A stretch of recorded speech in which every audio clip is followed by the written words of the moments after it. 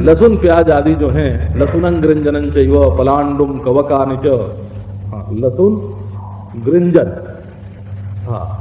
गृंजन, पलांडुम प्याज, कवक छत्ते, छत्ते कुकुरमुत्ते जिनको कहते हैं, उच्छलिंद्र, जो वर्षा ऋतु में जो वो छत्ते की तरह, कवकानि च खाते हैं पंजाबी लोग, सिंधी लोग बहुत खाते हैं। कुंभी बोलते हैं उसका, अपने देश में वो कुंभी बोलते हैं, कुंभी का। एतान जगध्वा दुजो मोहात प्राजापत्य न शुद्धति, तो ये जाति से अशुद्ध आहार है। और दूसरा निमित्त से अशुद्ध आहार, ये दूसरा दोष है। निमित्त क्या कि जिस जगह पर बनाया गया, जिस बर्तन में रखा गया, उसमें कौवे ने जूठा कर दिया, उसमें कोई अशुद्ध चीज मिल गई, ये सब नैमित्तिक अशुद्धि है। और आश्रय दोष, आश्रय दोष क्या होता है? बनाने वाला कौन है? एक स्त्री रो रही है और रोटी बनाती जा रही है, 2-4 बूंद आंसू के गिर गए रोटी में, समझ लो। अब उसको खाते हैं तो खाने वाले को रोना पड़ेगा। गाय रो रही है और उसका दूध पी लिया, वो गाय आश्रय है ना, दूध का आश्रय है गाय, तो आश्रयगत अशुद्धि जो है वो खाने वाले के चित्त पर प्रभाव डालती है। अब इसमें दूसरी जो बात है सूक्ष्म, वो ये है कि ईमानदारी की कमाई होनी चाहिए, अपने हक की चीज नहीं होए। जैसे व्यभिचार से उत्पन्न संतान के ब्रह्मचारी होने की आशा व्यर्थ है, इसी प्रकार बेईमानी की कमाई से परिपुष्ट जो मन है उसका शुद्ध होना जो है वो असंभव है।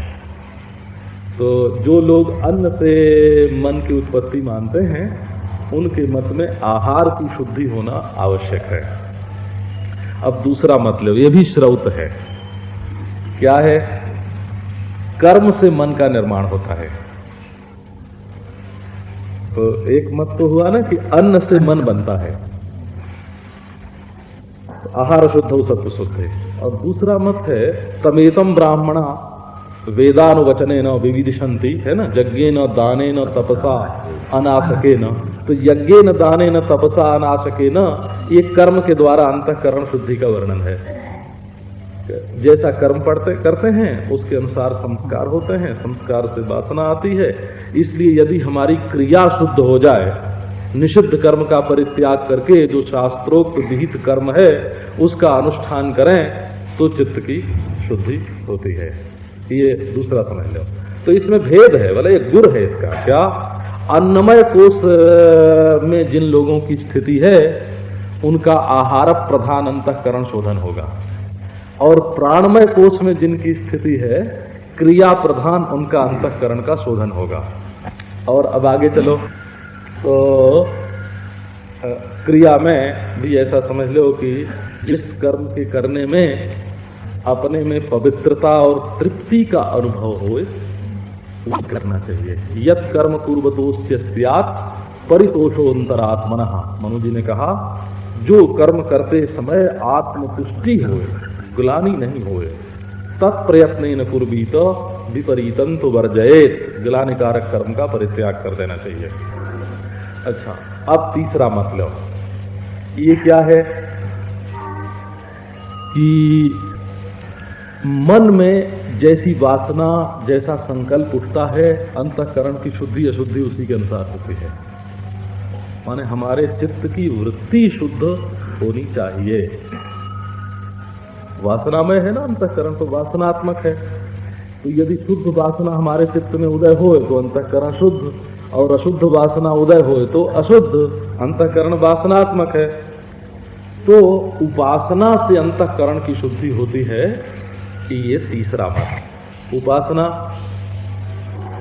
माने मुमुक्षुर्वै शरणमहं प्रपद्ये, मैं मुमुक्षु हूं, भगवान की शरण ग्रहण करता हूं।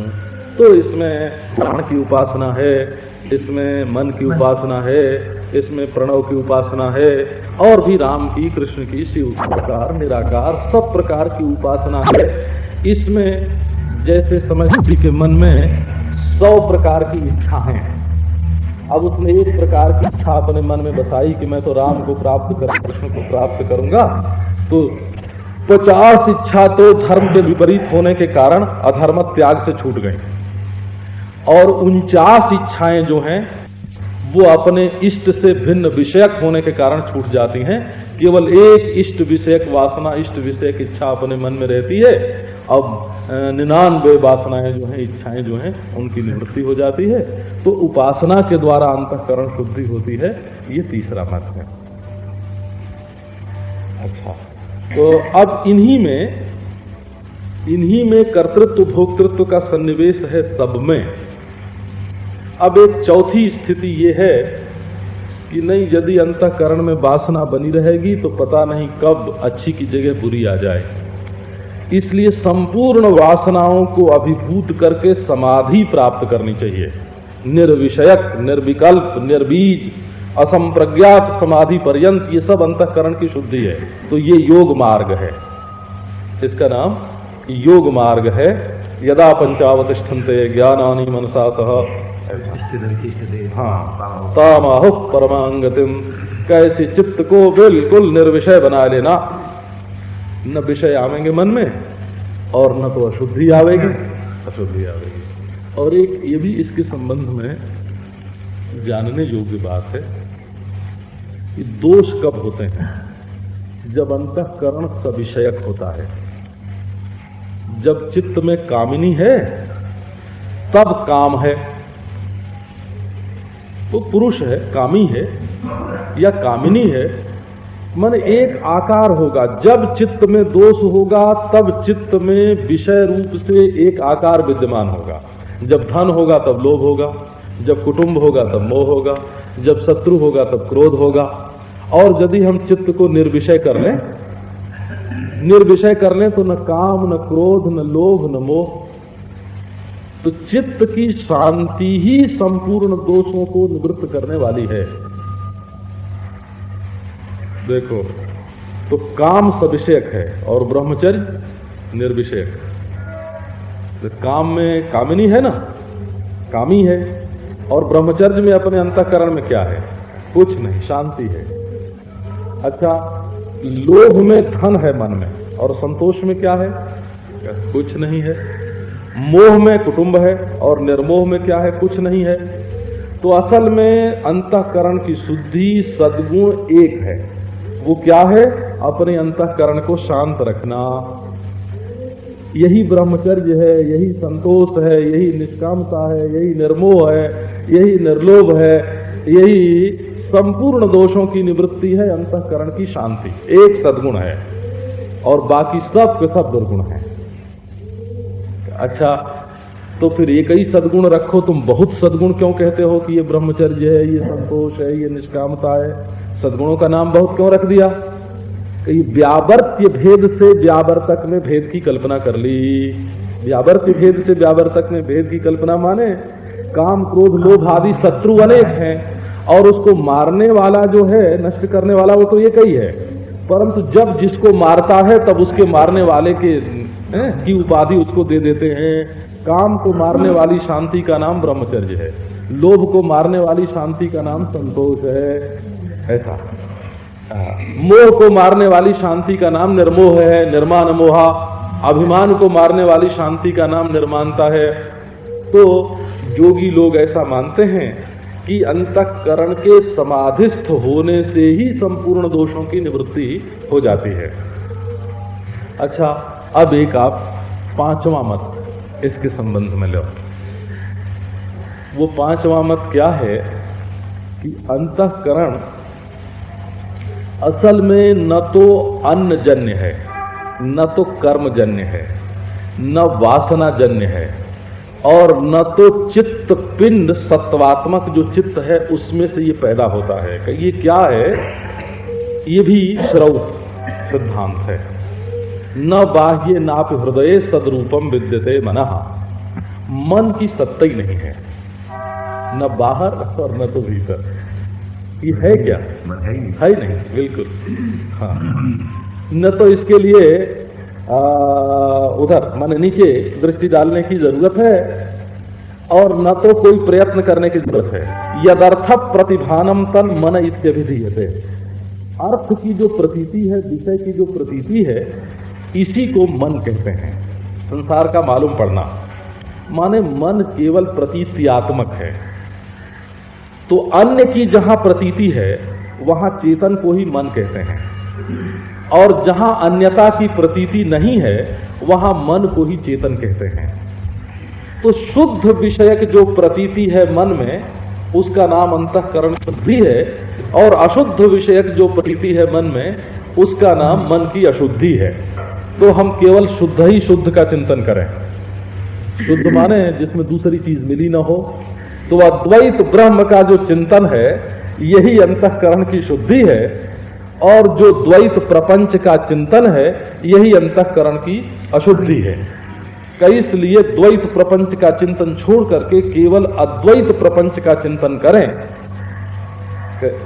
यही अंतःकरण की शुद्धि है। तो आओ फिर अथातो ब्रह्म जिज्ञासा प्रारंभ कर देना।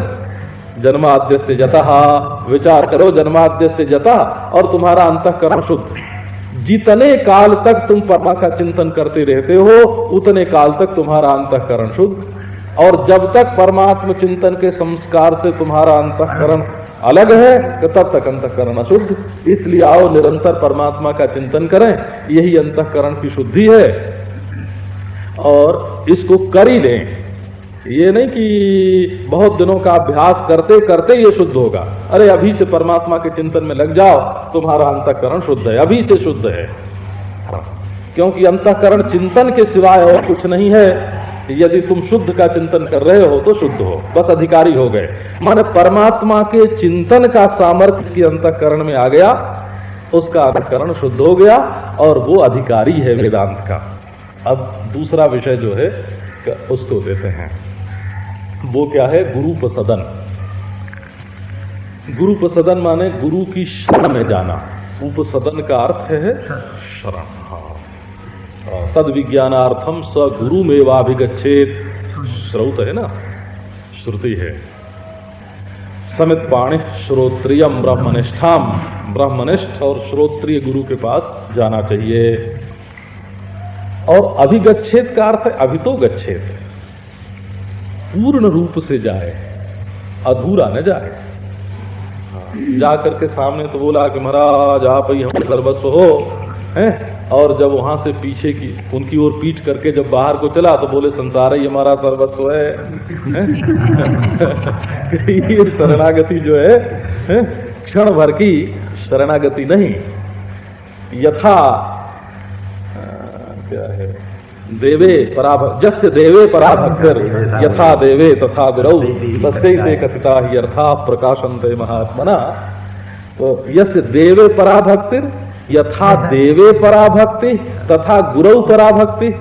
गुरु में भी पराभक्ति होनी चाहिए। माने गुरु, इष्ट, आत्मा और मंत्र, इन चारों की एकता होने से, एकता होनी चाहिए कि तब ये जो है चैतन्य संपन्न होता है। अच्छा जी, तो गुरुपसदन के बारे में थोड़ा ध्यान में बात बैठा लेनी चाहिए कि एक तो गुरु की शरण में वो नहीं होता है जो अविश्वासी होता है। वो किसी का विश्वास उसके चित्त में नहीं आता है। तो गुरु तुम्हें होए कि न होए, तुम्हारे हृदय में अविश्वास तो है ना, और ये अविश्वास यदि तुम्हारे हृदय में रह रहा है तो वो तुमको ही दुख देगा, दूसरे को तो दुख नहीं देगा ना। जिसके हृदय में अविश्वास है, संशय है, वो दुखी होगा कि जिसके प्रति अविश्वास है, संशय है, वो दुखी होगा? जिसमें है, माने ये तो आश्रय तो दुखी करने वाला पदार्थ है, संशय है, अविश्वास है, ये तो जिसके हृदय में रहेगा उसको दुखी करेगा, जिसके प्रति होगा उसको दुखी नहीं करेगा। तो यदि संशय और अविश्वास, संसार में एक भी व्यक्ति यदि तुम्हारे लिए ऐसा नहीं है कि जिसके प्रति तुम्हारे चित्त में संशय और अविश्वास न हो, तो तुम्हारे अंतःकरण की स्थिति नितांत शोचनीय है।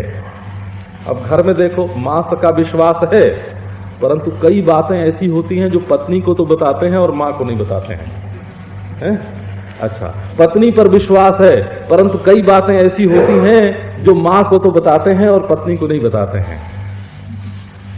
और इस तरह से देखें तो संपूर्ण विश्वास हमारा संसार में किसी के प्रति भी नहीं है, तो संशय हमारे अंतःकरण में रह रहा है। और अज्ञश्चाश्रद्धनश्च संशयात्मा विनश्यते, खुद समझता नहीं और किसी पर श्रद्धा है नहीं, तो उसका फल क्या होगा? संशय और विनाश। हाँ, एक सज्जन का कोई पुत्र था, वो काशी में पढ़ता था, बहुत दिनों से पढ़ता था। तो पुत्र तो लौट के घर आया नहीं, अध्यापक जी उसके घर गए किसी कारण। तो पिता ने पूछा कि महाराज, हमारा पुत्र आपके घर पे बहुत दिनों से पढ़ता है काशी में, तो उसकी क्या स्थिति है? बोले उसकी स्थिति ये है भाई कि खुद तो और सब अच्छा है, सब बात उसकी अच्छी है, पर स्वयं तो वो समझता नहीं है और दूसरे की बात मानता नहीं है। ये उसकी स्थिति है।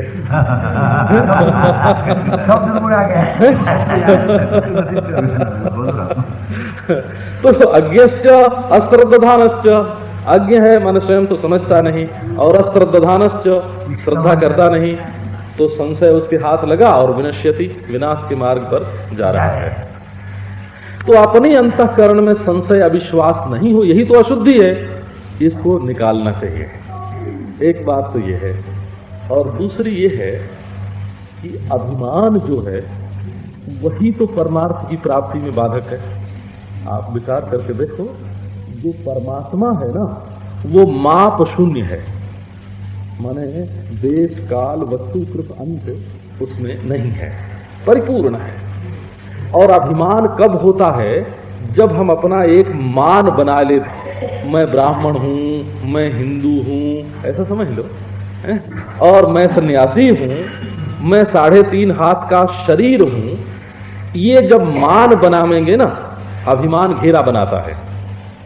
तो ब्रह्म तम परादाद जोन्यत्रात्मनः, ब्रह्म वेद, क्षत्रम तम परादाद जोन्यत्रात्मनः क्षत्रम वेद, सर्वम तम परादात। श्रुति कहती है कि जो अपने से अलग किसी को मानेगा और अपने को किसी से अलग मानेगा, वो तो अभिभूत हो जाएगा, पराभूत हो जाएगा, उसको पराजय का सामना करना पड़ेगा। तो ये जो अभिमान है अपनी बुद्धि का, अपनी तपस्या का, अपनी विद्या का, इससे यदि हमको परमात्मा मिलेगा भी, कदाचित पहले तो मिलेगा नहीं, क्योंकि बड़ी चीज जो है ना वो छोटे घेरे में कभी नहीं आती है। एक रबड़ के थैले में कोई पहाड़ घुसाना चाहे तो कैसे घुसेगा? कैसी प्रकार अभिमान के घेरे में यदि कोई ईश्वर को लाना चाहे तो ईश्वर अभिमान के घेरे में कभी आ नहीं सकता। जब ईश्वर मिलेगा तब अभिमान की निवृत्ति से ही मिलेगा, तो अभिमान को तोड़ना पड़ेगा। और ये अभिमान है, संशय है, दंभ है, इसकी निवृत्ति गुरु की शरण से होती है। दंभम महदुपासया, महान पुरुषों की उपासना करने से दंभ की निवृत्ति होती है। श्रीमद् भागवत में एक एक रोग का एक एक नुस्खा लिखा हुआ है। किस रोग को कैसे मिटाना, ऐसे है। असंकल्पात जयेत कामम, क्रोधम काम विवर्जनात्, अर्थानर्थे क्षया लोभम, इस तरह से। अच्छा, सब दोषों पर विजय कैसे प्राप्त करें? एतत् सर्वम गुरौ भक्त्या पुरुषो ही अंजसा जयेत। यदि अपने गुरुदेव के प्रति भक्ति होए तो मनुष्य सब दोषों पर बड़ी सुगमता से विजय प्राप्त कर सकता है, क्योंकि गुरु के सामने दंभ नहीं होगा, गुरु के सामने मान नहीं होगा, गुरु के प्रति संशय नहीं होगा, गुरु के सामने काम नहीं होगा, गुरु के सामने क्रोध नहीं होगा, तो सारे दोषों की निवृत्ति हो जाएगी। इसलिए गुरुपसक्ति जो है, गुरु की शरणागति, तो वो आवश्यक है। अब वेदांत में तो गुरु के बिना काम चल ही नहीं सकता है। एक आपको दृष्टांत बताता हूं। एक मेरा मित्र था, जब 15-16 बरस के थे हम लोग, जब की मैत्री थी। फिर ऐसा प्रसंग पड़ा कि 24-25 बरस की अवस्था तक उससे मिलना नहीं हुआ, और मैत्री बहुत थी बचपन में, चिट्ठी पत्री आती जाती थी। वो भी बड़ा हो गया, मैं भी बड़ा हो गया, तो मालूम था वो कहाँ रहता था। उसके पास में गया तो उसने पहचाना नहीं कि वही है। तो फिर मैं तो प्रेम से उसके साथ बर्ताव करता कि मैं ऐसे स्नान करूंगा, ऐसे सोऊंगा, ऐसे खाऊंगा, ऐसे रहूंगा। 3-4 घंटे तक वो पूछे कि तुम कौन हो, बताओ कहाँ से आए हो, कौन हो। हाँ, कौन हो?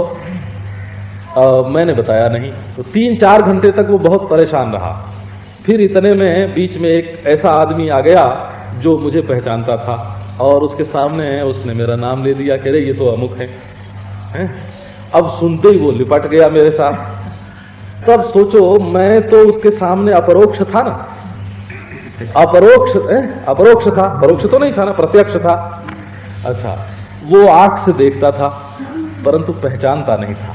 आंख से देखना और चीज होती है और पहचानना और चीज होती है ना? तो ये जो हमारी आत्मा है, ब्रह्म है, ये परोक्ष नहीं है, बोला साक्षात अपरोक्ष है, परंतु इसकी पहचान नहीं है। अपनी आत्मा को कहीं हम आले में रख करके तो यहां नहीं आते हैं ना, तिजोरी में बंद करके तो नहीं आते हैं ना। अपनी आत्मा तो अपने साथ है? और हर समय साथ है, सोते जागते सपना देखते आते जाते बैठते उठते अपना आप ही है। उसको तो साथ कहना दूर बना देना है? साथ कहना, वो तो अपना आप ही है। अच्छा, अनादिकाल से है और अनंत काल तक रहेगा, उसमें बिछुड़ने की कोई संभावना ही नहीं, नित्य प्राप्त है। तो इस अपने नित्य अपरोक्ष नित्य प्राप्त आत्मा को ही हम पहचान नहीं रहे हैं। यदि इसमें स्थित होने से इसकी पहचान होती तो सुषुप्ति में पहचान हो जाती, समाधि में पहचान हो जाती।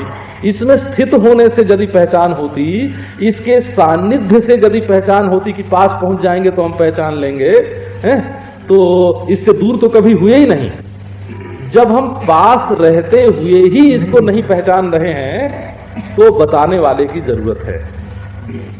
तब बताने वाले की जरूरत है। यदि कोई बतावेगा नहीं है? बतावेगा नहीं कि अरे तू ही तो है, यदि इस तरह से कोई नहीं बतावेगा तो इसका ज्ञान कभी नहीं हो सकता है।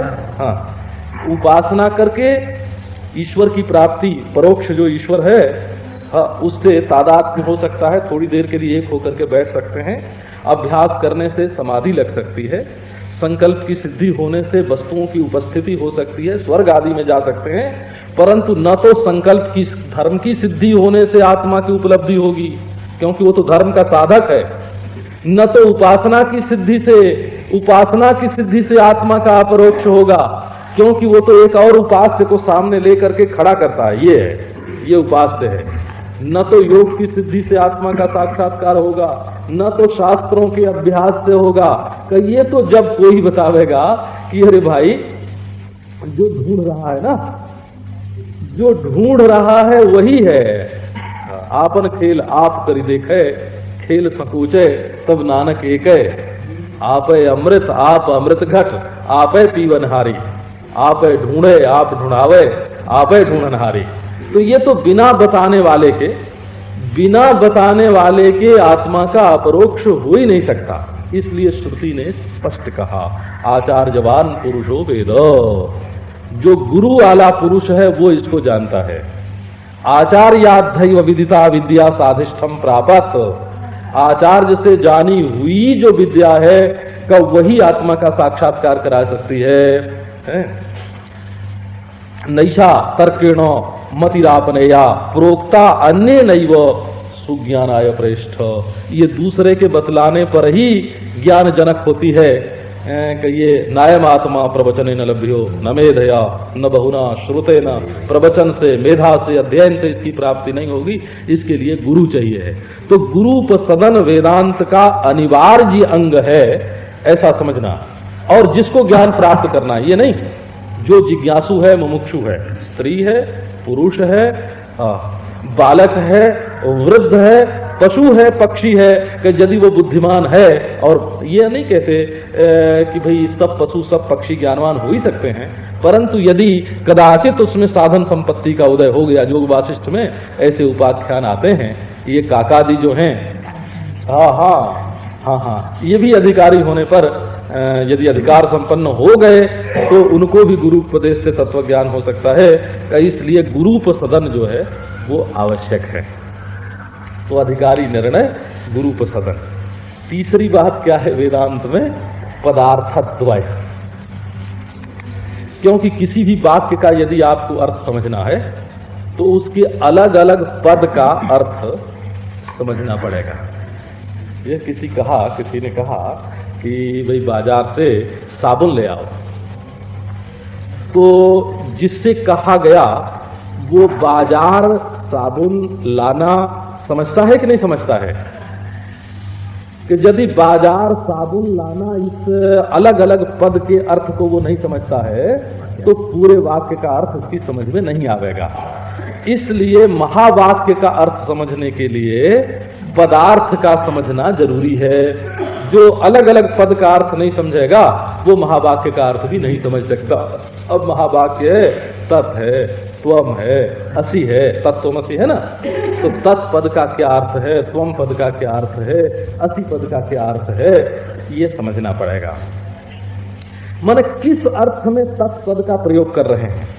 यदि तुम इतना जानते हो कि तत् एक सर्वनाम है, तत् एक सर्वनाम है, इतना जानते हो, और किसी भी चीज के लिए जो परोक्ष है उसका ये इशारा है, इतना जानते हो तो वाक्यार्थ का ज्ञान नहीं होगा।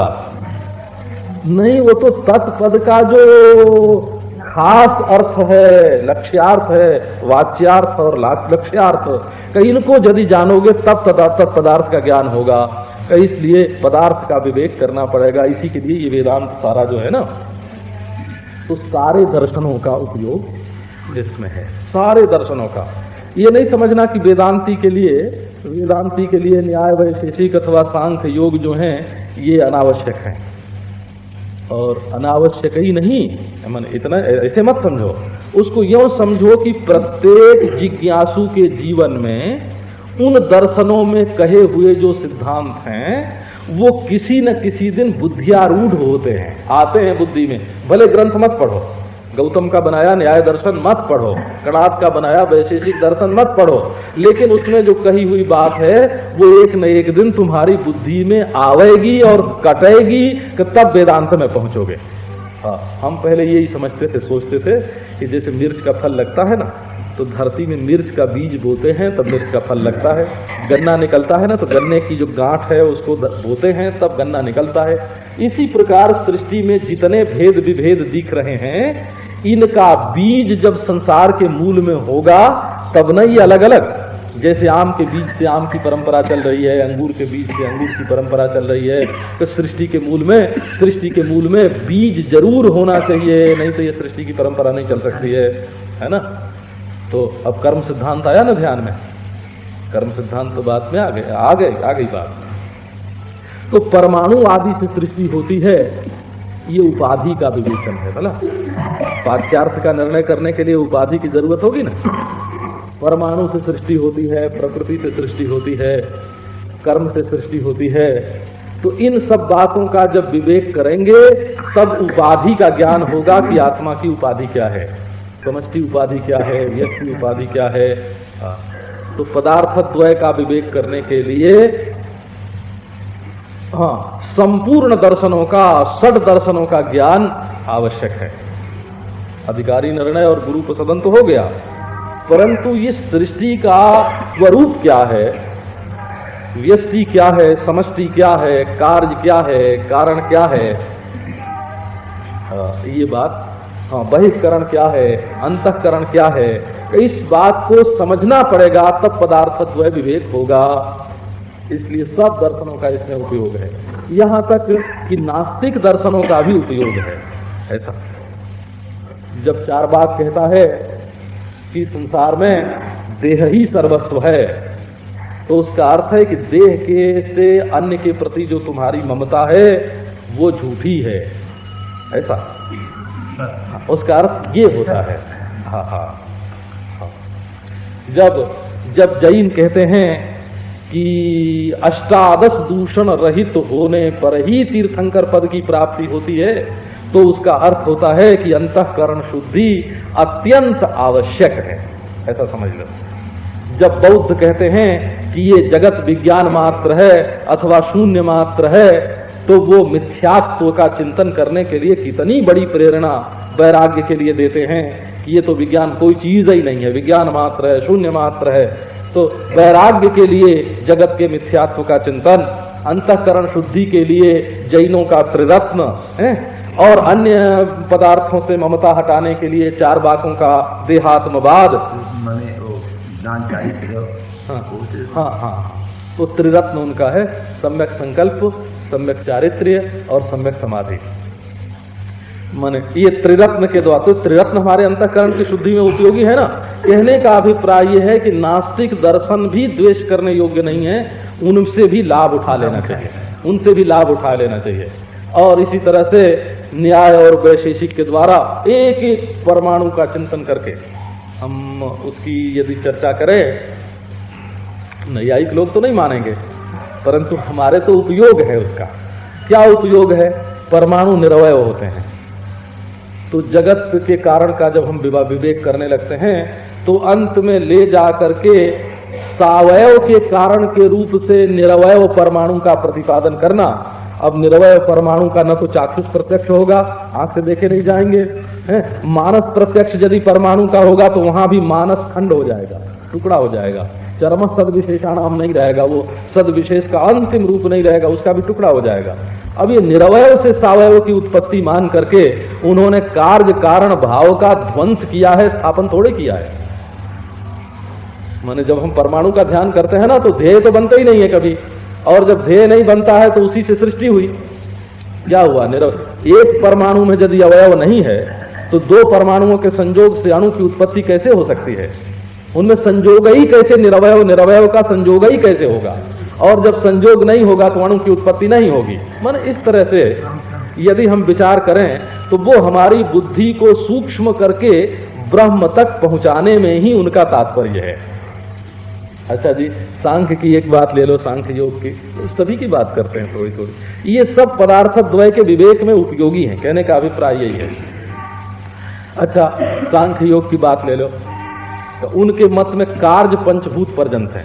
जो लोग सांख्य योग का मत जानते हैं उनको मालूम है कि प्रकृति तो अंतिम कारण है और पंचभूत जो हैं ये अंतिम कार्य हैं, और इन दोनों के बीच में है जो प्रकृति और विकृति माने कार्य कारण दोनों हैं, और पुरुष जो है वो न कार्य है न कारण है। ये सांख्य का सिद्धांत है, चार विभाग कर दिए, न प्रकृति न विकृति पुरुषा। अच्छा, पंचभूत पर्यंत जब कार्य है तो ये मनुष्यों के शरीर क्या है बताओ? ये कार्य है कि कारण है? कार्य रूप जो पंचभूत हैं उनमें ये कल्पित हैं, क्योंकि कार्य का कार्य तो माने जो अंतिम कार्य जब पंचभूत हो गया, पृथ्वी जल अग्नि वायु आकाश, ये अंतिम कार्य हो गए तो ये शरीरों में प्रवेश नहीं करते हैं। प्रविष्टान या प्रविष्टानी तथा तेषु न तेष्वहम, माने इस शरीर में मिट्टी ने प्रवेश किया है कि ये शरीर पहले से ही मिट्टी है, इस शरीर में जल ने प्रवेश किया है कि ये पहले से ही जल है, इसमें तेज ने प्रवेश किया है कि ये पहले से ही तेज है, इसमें पहले से ही है, इसमें वायु ने प्रवेश किया है कि ये पहले से वायु है। अच्छा, आकाश ने इसमें प्रवेश किया है कि पहले से आकाश है। तो ये कार्य नहीं है। कार्य जैसे सोने में गहना खिंचता है, इसी प्रकार ये पंचभूत में पशु पक्षी मनुष्य आदिकों के जो शरीर हैं ये क्लिप्त हैं, कल्पित हैं। अच्छा जी, और मन की शांति में योगी लोग कहते हैं कि जब समाधि लगती है तो गौ पदार्थ और गौ पद और पद और पदार्थ का संबंध ज्ञान, ये तीनों एक हो जाते हैं। समाधि में ऐसा होता है कि जैसे कहते हैं ये घड़ी है, तो व्यवहार काल में तो घड़ी अलग है, घड़ी शब्द मुंह में है, और घड़ी शब्द और घड़ी अर्थ का जो ज्ञान है वो हृदय में है। हृदय देश में ज्ञान, मुख देश में शब्द और बाह्य देश में पदार्थ है। और समाधि में क्या होता है? पद पदार्थ और ज्ञान तीनों एक हो जाते हैं। तो जब तीनों का ऐक्य हो जाता है तो इसका अर्थ हुआ कि समाहित चित्त में भेद नहीं है, विक्षिप्त चित्त में भेद है। यही न योग का अभिप्राय हुआ। तो उपाधि का विवेक करो, तो उपाधि का विवेक करने में कितना सहायक है। तो देखो, संक्षेप में एक बात सुनाता हूं। पूर्व मीमांसा, अंतःकरण शुद्धि में बड़ा भार। पूर्व मीमांसा का 3 उपयोग है। एक तो अंतःकरण शुद्धि के लिए धर्म का अनुष्ठान करना चाहिए, ये तो अंतःकरण शुद्धि में उपयोग है पूर्व मीमांसा का। और आत्मा शरीर नहीं है, कर्ता भोक्ता है, संसारी है, इसलिए इस शरीर के पहले भी था और बाद में भी रहेगा। तो आत्मा नित्य है और शरीर अनित्य है। ये नित्यानित्य वस्तु विवेक में उपयोगी हो गया पूर्व मीमांसा का सिद्धांत। अब तीसरी बात बड़ी विलक्षण है, उसको पूर्व मीमांसक लोग नहीं मानते हैं, हम जबरदस्ती उनसे मनवाते हैं। तो वो क्या है, उनसे ये पूछो कि ये जो संसार दिख रहा है ये द्रव्य से उत्पन्न हुआ है, कारण द्रव्य से उत्पन्न हुआ है, कि कर्म और कर्म संस्कार से उत्पन्न हुआ है? तो उनके मत में द्रव्य से संसार तो अनुत्पन्न है ना, न कदाचित अनिदृशं जगत, ऐसा कोई समय नहीं था जब ये संसार नहीं था। अच्छा, तो संसार की उत्पत्ति भी नहीं है और प्रलय भी नहीं है, कि तब ये क्या है कि कर्मजन्य है। पूर्व मीमांसा के मत में ये संपूर्ण संसार जो है वो अनादि परंपरा से कर्म के अनुसार होता हुआ रहता है। तो अब उनसे ये पूछो कि भाई ये सृष्टि जो है ये संस्कार जन्य है ना, कर्म संस्कार जन्य है ना, द्रव्य जन्य तो नहीं है ना? तो हमारा स्वप्न जो है वो क्या है? स्वप्न भी तो द्रव्य जन्य नहीं है, संस्कार जन्य है। तो जैसा स्वप्न है वैसे ही प्रपंच है। माने ये संस्कार जन्य प्रपंच है, पृथ्वी आदि द्रव्य जन्य पदार्थ ये प्रपंच नहीं है, क्योंकि उनके मत में पृथ्वी आदि द्रव्य नहीं है कि ये तो सब के सब कर्म जन्य है। पृथ्वी भी समष्टि कर्म जन्य है, समष्टि कर्म से पृथ्वी भी पैदा हुई, पानी भी पैदा हुआ, गंगा जल हम लोग पीते हैं ना, ये जीवों के समष्टि प्रारब्ध से गंगा जल बह रहा है, समष्टि प्रारब्ध से सूर्य उदय हो रहा है, समष्टि प्रारब्ध से धरती टिकी हुई है। तो संस्कार जन्य होने के कारण प्रपंच के मिथ्यात्व निर्णय में भी पूर्व मीमांसा उपयोगी है। तो अंतःकरण की शुद्धि में, आत्मा के नित्यत्व ज्ञान में और प्रपंच के मिथ्यात्व ज्ञान में पूर्व मीमांसा भी उपयोगी है। इस तरह से अब तीन प्रकार से हम उपाधि का विवेक करते हैं।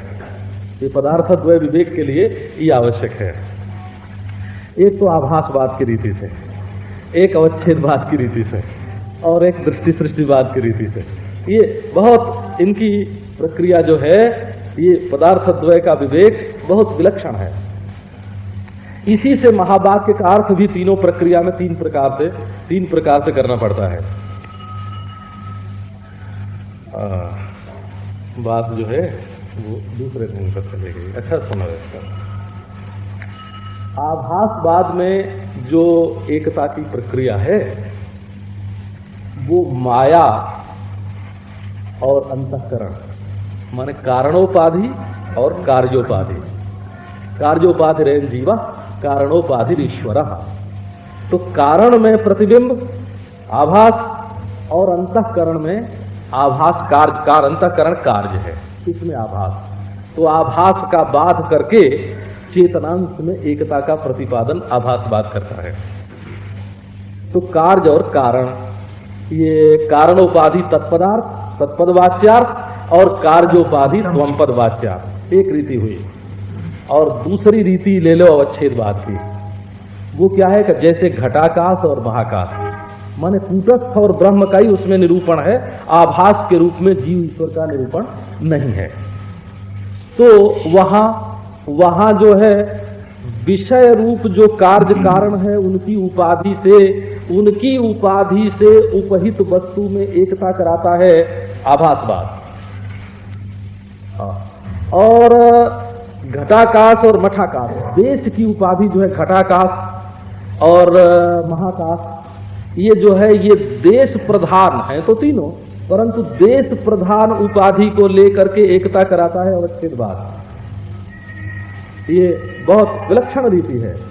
और दृष्टि सृष्टिवाद में जीव ईश्वर का भेद शुरू से ही नहीं है। वहां तो एक जीववाद है और परोक्ष कोई पदार्थ ही नहीं है। इसलिए दृष्टि सृष्टिवाद की प्रक्रिया में शुरू से ही जीव और ईश्वर का अलग अलग विवेक नहीं है। तब अविद्या काल में जिसको हम अलग समझते थे, विद्या काल में वो तो अपना स्वरूप ही है। तो काल प्राधान्य से दृष्टि सृष्टिवाद में एकता और देश प्राधान्य से अवच्छेदवाद में एकता और विषय प्राधान्य से वस्तु प्राधान्य से आभासवाद में एकता। तो दोनों पदार्थ का विवेक करने के लिए देश की उपाधि का अलग अलग विवेक, काल की उपाधि का अलग अलग विवेक और वस्तु की उपाधि का अलग अलग विवेक, विषय की उपाधि का अलग अलग विवेक करने से पदार्थ द्वय की सिद्धि होती है। और ऐक्य जो है वो वेदांत में सर्वसम्मत है। ऐक्य के बिना तो अद्वैत वेदांत होता ही नहीं है। इसलिए अच्छा, परिणामवाद जो है ये अपने अद्वैत वेदांतियों का तो नहीं है ना। ब्रह्म परिणाम, तो परिणाम भी कई प्रकार का है।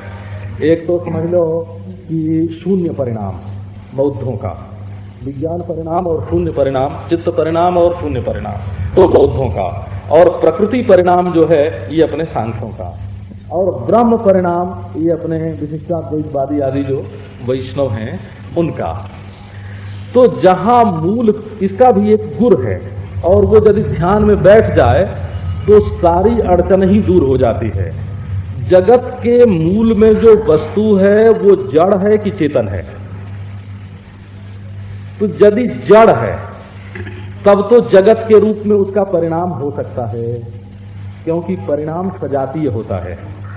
परिणाम जो होता है सजातीय होता है। जहां सजातीय कार्य होता है ना वहां परिणाम होता है, और जहां विजातीय कार्य होता है वहां परिणाम नहीं होता, विवर्त हो जाता है। ये इसका नियम है। तो यदि जगत का मूल कारण चेतन है, और चेतन तभी होगा जब अपनी आत्मा होगी, बोला अन्य भी है और चेतन भी है, ये केवल बकवाद है। क्योंकि अन्य जो है वो दृश्य होगा, दृश्य होने से जड़ होगा, और यदि दृश्य नहीं है तो अनुभूत होगा, बिल्कुल अनुभूत होगा, माने अनुभव में कभी आवेगा ही नहीं। और यदि दृश्य होगा तो जड़ होगा। इसलिए चेतन हमसे अलग कोई दूसरा चेतन है ऐसा कभी न तुम्हारे शरीर में अलग है, न इस शरीर में अलग है, न संसार के मूल में अलग है। मैं से अलग चेतन नाम की वस्तु कोई हो ही नहीं सकती।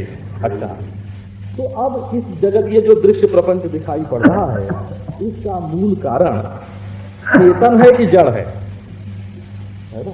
हाँ, यदि चेतन है तो ये जड़ता विवर्त मात्र होनी चाहिए, सारी की सारी जड़ता विवर्त होगी। और यदि जगत का मूल कारण जड़ है तो हम स्वयं भी जड़ हो जाएंगे, हैं? हम स्वयं भी जड़ हो जाएंगे। जगत का नियमन नहीं बनेगा, प्रकाश नहीं बनेगा, जगत आंध्य प्रसंगा, संपूर्ण जगत अंधा हो जाएगा। इसलिए जगत का मूल कारण चेतन है, वो आत्मा से अभिन्न है, और ये जो दृश्य जड़ प्रपंच जो दिखाई पड़ता है ये समूचा का समूचा विवर्त ही है।